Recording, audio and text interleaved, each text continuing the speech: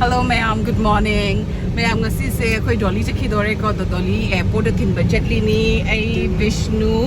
papa ke khoi apu to maning dolly Machanupi ga dei dolly ke chat lebi na kada baduga pun na chat le ko aji jum de gi video se nam ge khan bane ba ko khoi ma su pirang ta na le horem nungai tre ko ado jum de gi nam ge to bodo adum thenge to boda video se number shang hong tre ko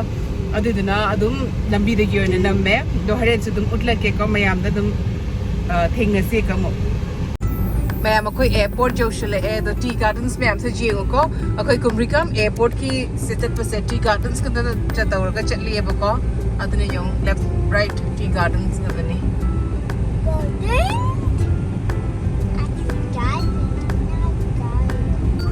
कुमरिकम ये और airport ये और दोनों चीज दिखती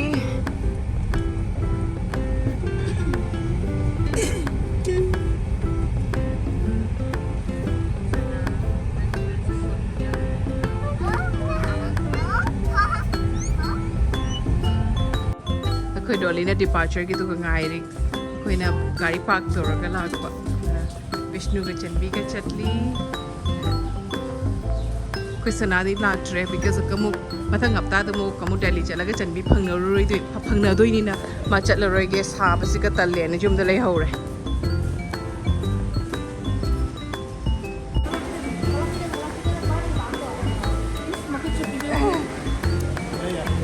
चंबी कोई rummy कोई पापा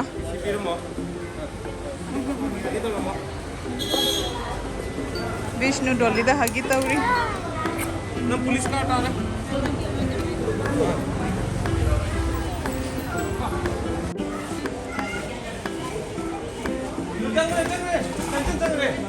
wait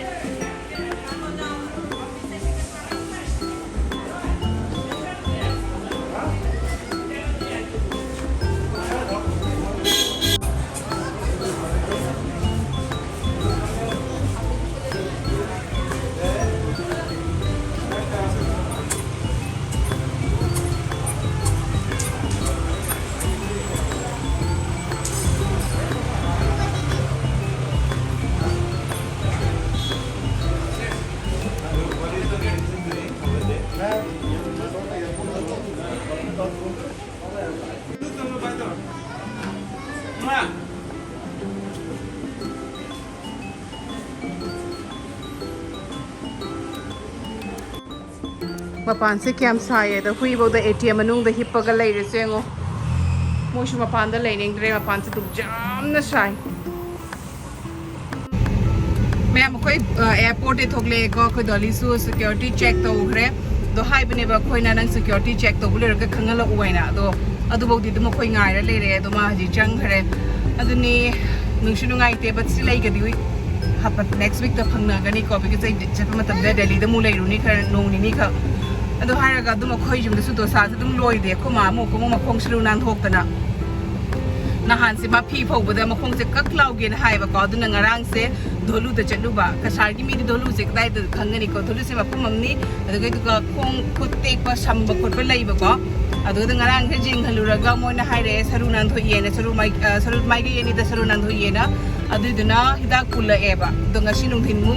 मखोंग दो शेम मुदोइने दो मारे नुंथिन मु चतोरी ने धोलु दा मखोंग शेम बदो अदो सुदु मयाम द शेयर तवरके दो वीडियो से दम येंगियो को मैम हजि मुथु एको धोलु द खुमा की मखोंग शेम बमुख दम उतलके फंगना से मैम कोई रामपुर यौरे को खुमा की मजि मखोंग शेम मनी तो ऑटो द लाक पनी दो खुमा की मखोंग शेम मनी दो सुदु मैम दो उतलके यारदी मिनसे दो सिगा लेरे को खोंग शेम हम दो मनुंग द खुमा की शेम देने खुमा तो मखोंग द बैंडेज पुल लगा ngarang de hidak jomini मैम अखोई जुम द हले को रामपुर दगी धोलु रामपुर दगी खुमागी मखोंग शेमुरगा खुशामा लाकपगा इरु थोकना चेंज तौरे अदुगा एना हाइसाई हाइबनी को खुमागी दो एना मखोंग शेमबदसु यारदि मैम तुम उलकेना को but ngasai semba matamda de video ka namba sang hodre ko khumagi semba to mayam naaba do ko adugi mana naaba khangba to ko humai humbi bada adum video ka nam hodre ko ado makhong se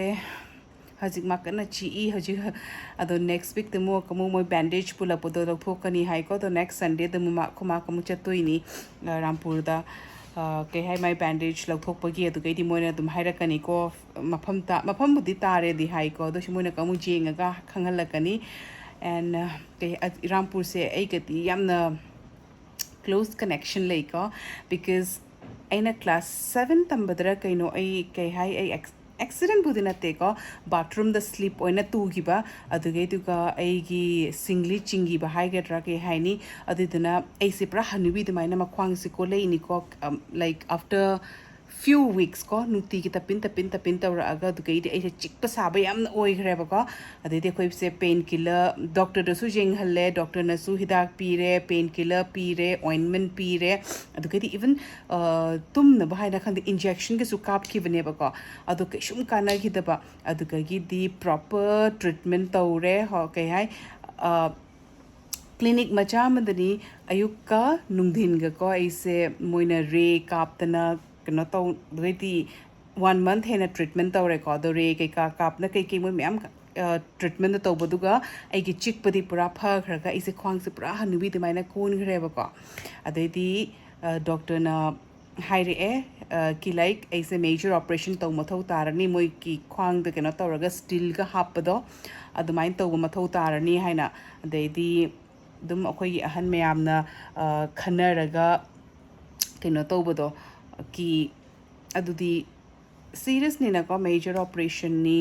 adudina amtang di Rampur da Khondol da chelu sine Rampur gi Khondol se khu meitei ni ko ahan do haji ahan du budi leitre mai Machanupa duna haji chalai re ko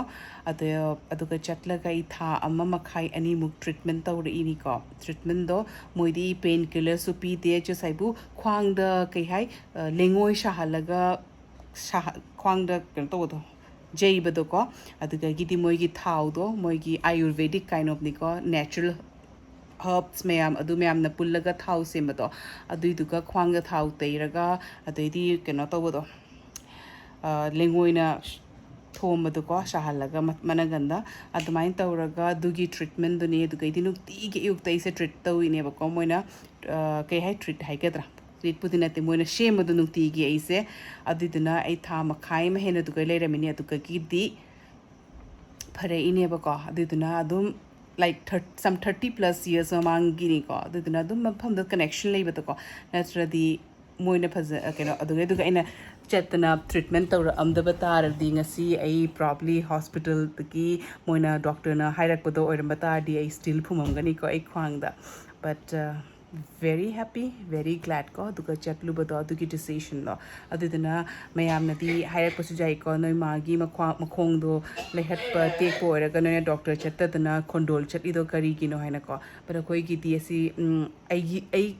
kina aham bane ba ko adugi treatment do some 30 plus years mamang do tau ki ba to adugi duga jam sathina phazana kono torok ko treatment torak pat niti pharak pa do aduduna si gahina khona trust we have ko do ai tana te kho magi hana mai makhru sa kho magi makhong se tum jhamela ni tek pakhara khru nan thok par khara singli thup pakara dum ne ado khru su ma nan thobu matam da ata dum treatment tawi ba ko du ka giti phajana phare ba aduga handak mosi tawi sene dum loi ba ko banai de kho magi makhong gi de ado har ga mayam adum ngasi se kho ma se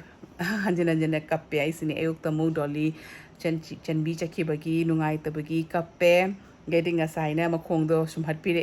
Khondol da adu kham ma se mapita gre aduni to adu har ga dum ai se video se dum loishal lage video si bu nugai biradi like share subscribe